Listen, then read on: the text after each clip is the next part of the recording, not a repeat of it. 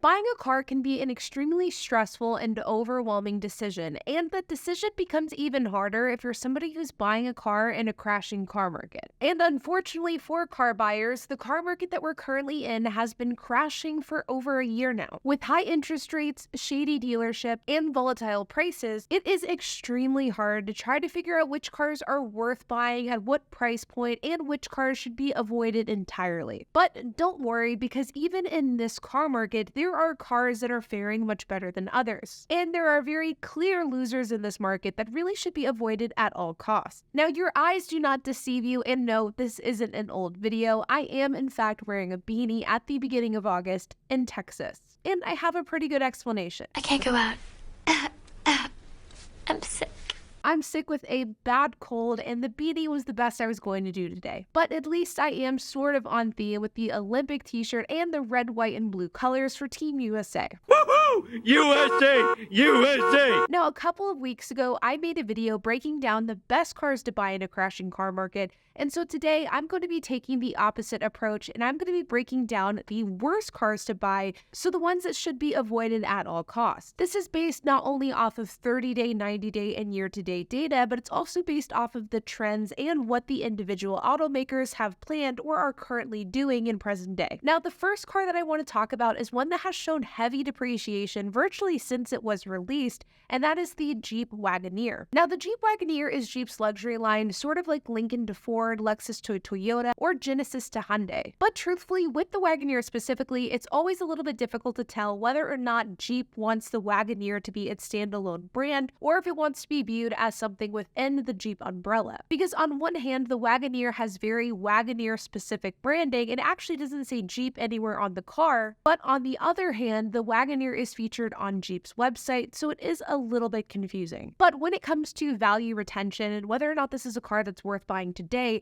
the Wagoner has a few things that are really counting against it. First is the fact that the Wagoner is insanely expensive. Sure, this is a nice SUV, but at the end of the day, it is a Jeep, and this car goes all the way up from the low $60,000 mark to the six-figure mark. And if you ask me, this is just too much for a Jeep product. The other ding to the Wagoner is the fact that this is a luxury three-row SUV. And one thing that we've seen over the last couple of years as the car market has been falling is that luxury SUVs, but even more specifically, three-row luxury SUVs do not hold their value well. Three-row luxury SUVs depreciate very aggressively, and this is true across nearly all three-row SUVs out there. From GMC to Lincoln, Cadillac, and more, three-row SUVs just don't hold their value well. And if you are buying a brand new car today in 2024, one of the worst cars that you can buy is a luxury SUV, but even more specifically, a three-row luxury SUV. Because these cars are going to depreciate quickly, and just a couple of years after you purchase it, that car is going to be worth half of the original MSRP. These are definitely cars that you will absolutely want to buy used. The Wagoner has seen an 18% depreciation over the last year,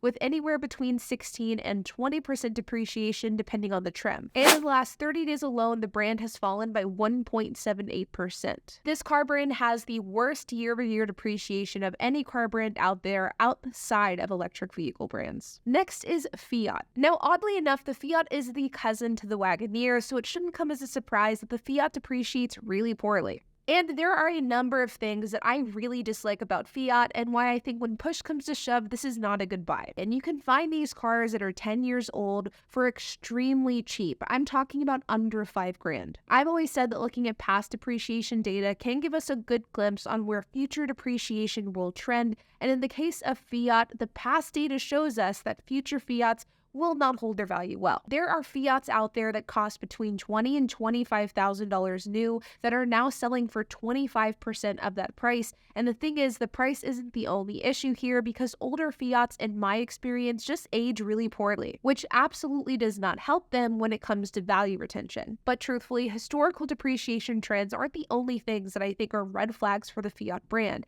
And I think that the direction that the company is going in the future is also a giant red flag as well. Fiat is doing this kind of strange pop culture inspired lineup, And I'm going to be honest, I'm not a fan of this. When you look at vehicles that have held their value well long term, oftentimes these cars are timeless. Now, obviously, this isn't always the case, but it is a lot of the times, especially with these normal everyday cars that people like you and I are driving. And in the case of Fiat's newest lineup, instead of having traditional names and trims, Fiat is doing something different and is doing the 500e Red Edition, 500e inspired by beauty, 500e inspired by Los Angeles, and 500e inspired by music. I really don't like this, and I kind of view this as a fad within the Fiat space, and I think it's a really good way for Fiat to date their individual models. It reminds me of something that Apple would do with like an iPod rollout or an iPhone rollout, not something that an automaker would do with a car. And I think that this is a really great way to age a car prematurely. In the last year, Fiat has depreciated by 13%,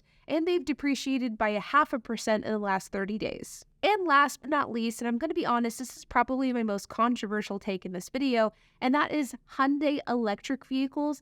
But truthfully, we could even clump Kia in there as well. But I am really only going to be talking about Hyundai here, but Kia also applies. Now, I want to offer the caveat that I like Hyundai and Kia EVs. In fact, I think that Hyundai has had the glow up of my lifetime, and I think that Hyundai has some of the best looking cars on the road today. But Hyundai as a brand is in the middle of a transition. It feels like it was just yesterday that Hyundai was a low-end, bland brand with no really unique or special styling into a brand that feels like they have a lot of hot and amazing options that are great for a variety of different buyers. But when it comes to price point and depreciation, Hyundai is in a bit of a weird state of limbo. Hyundai does not have the same reputation with many people as legacy brands or traditional luxury brands. But Hyundai's price point is very high, and in many regards, they are competing with these brands in the price point bracket. Think Tesla, Toyota, Ford, even potentially lower models of Lexuses or Mercedes. The problem with Hyundai is that Hyundais have not traditionally had strong value retention, and their cars have historically depreciated very, very quickly. And while I do expect for this to improve as Hyundai's brand and quality has improved, we really aren't there yet, and Hyundai still depreciate quite quickly. And I believe that this is especially true with Hyundai's EV lineup, which is still all things considered very new. Let's take something like a Hyundai Ioniq 6, which I'm personally a big fan of. If you take a look at cars.com, this car, just slightly used, is for sale for under 30 grand. And I expect that that price point will get even lower in a couple of years. And I think 2 years from now, you should be able to easily be able to buy a Hyundai Ioniq 6 for under 20 grand. The thing about the Hyundai EV lineup is that they still are relatively new. There aren't as many on the used market as, say, a Tesla. And I just think that as far as depreciation, there is a lot to fall. In the last year, Hyundai as a brand has fallen by 7.34%, which is actually below average compared to the car market. But the Ioniq 6 specifically has depreciated by 26%. The Kona Electric has fallen by 23.4%, and their hybrid lineup has fallen between 15 and 20% depending on the trim. Now, not all is lost with Hyundai electric vehicles, and I think if you really want to buy an electric Hyundai,